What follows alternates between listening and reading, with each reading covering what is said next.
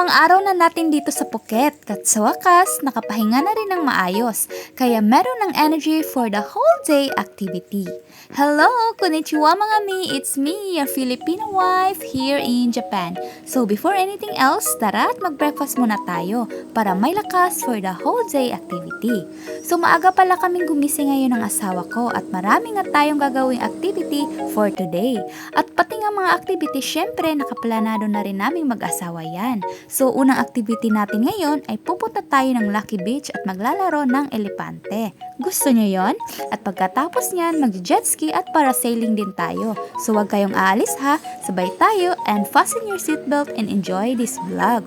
So ito pala yung itsura ng buffet area nila guys at kita nyo naman sobrang daming tao. So marami talagang guest ang hotel at naghintay lang kami ng ilang minuto dyan kasi nga wala pang vacant na table. And syempre, ipapakita ko na rin sa inyo ang menu nila. So madami nga silang choices of food guys, may pa western style and Asian style. At sa sobrang daming mapagpipilian, hindi ko na alam kung ano yung kukunin ko. Basta kung ano lang yung alam ko, yun lang din ang kukunin ko. Para safe ba?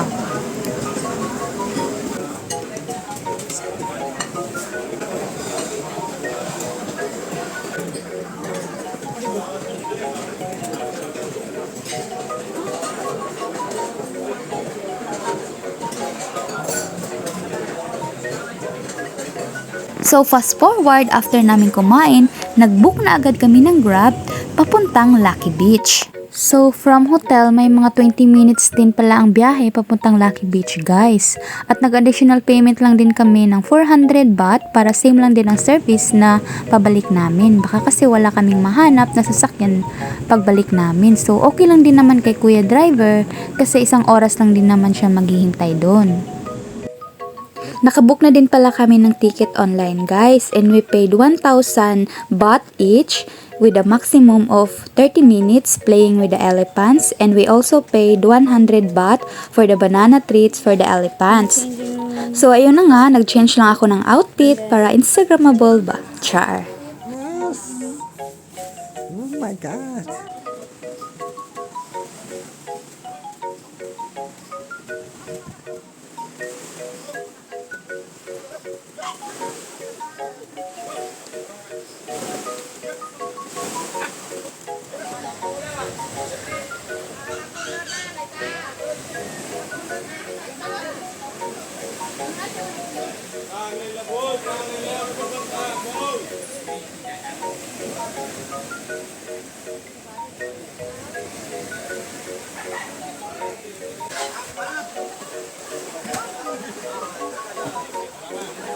Bye!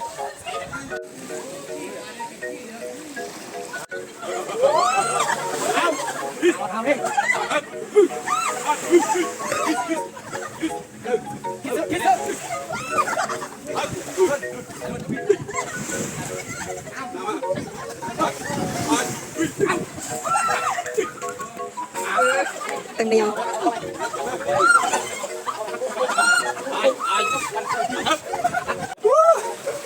Nakakikita.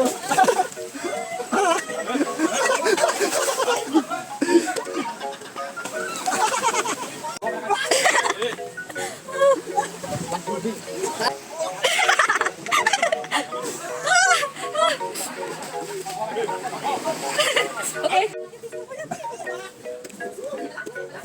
Thôi lắng lo thôi.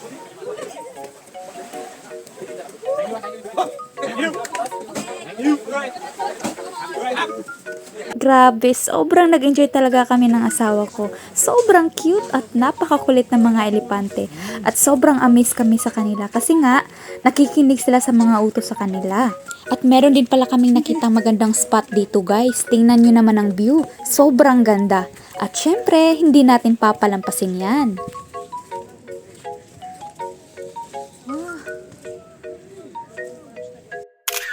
So fast forward, balik na tayo sa ating hotel and then pahinga lang ng konti and then balik na naman tayo sa Patong Beach para sa ating next activity.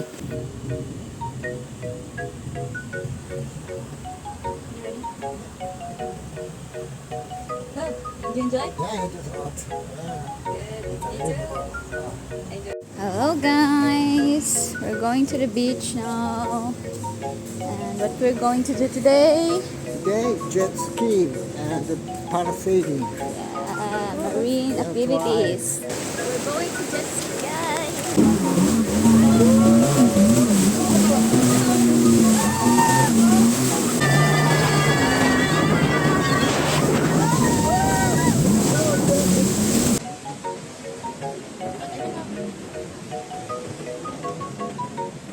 Hi. That. 1, 2, 3.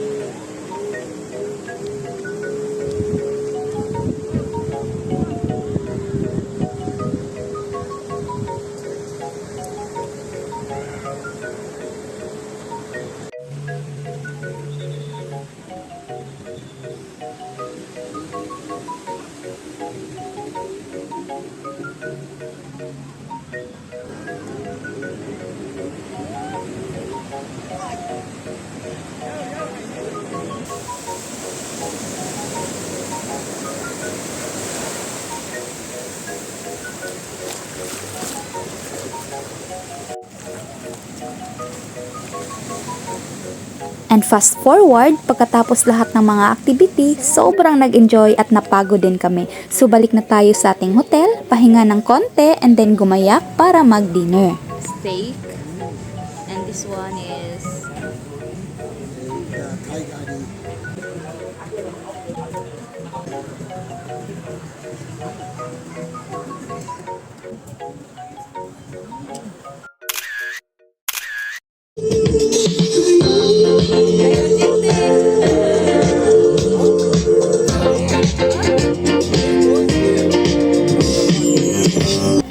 So after dinner, we decided to go back again in Bansaan Night Market. Kasi nga, last time nung pumunta tayo, hindi natuloy dahil nabutan tayo ng ulan. Pero ngayon, siguradong matutuloy na tayo kasi nag-jeepney na talaga tayo para hindi na tayo mawala. Nagbayad lang naman tayo ng 300 baht para dito.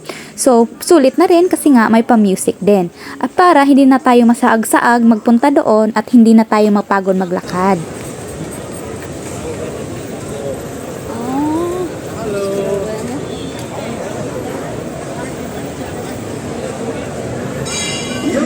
Yeah.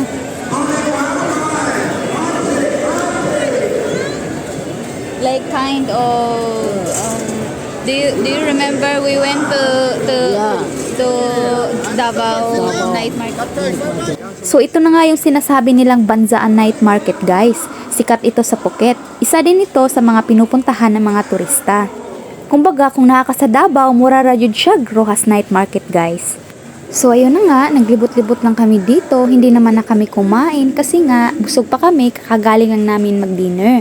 So nagtingin-tingin lang kami kung merong magandang pampasalubong.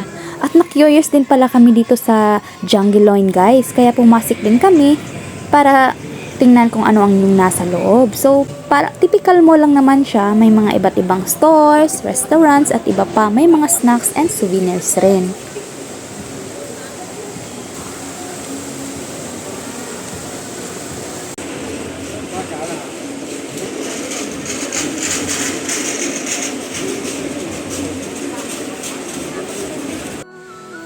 So when the next day, we woke up 7 a.m. in the morning kasi nga maaga ang flight natin papuntang Bangkok. So we prepared our things para makapag-check out na. Pa-Bangkok na naman tayo guys, and I hope na andyan pa rin kayo. And I hope you enjoy this vlog. Kita kids, see you in my next one. Bye! Bye.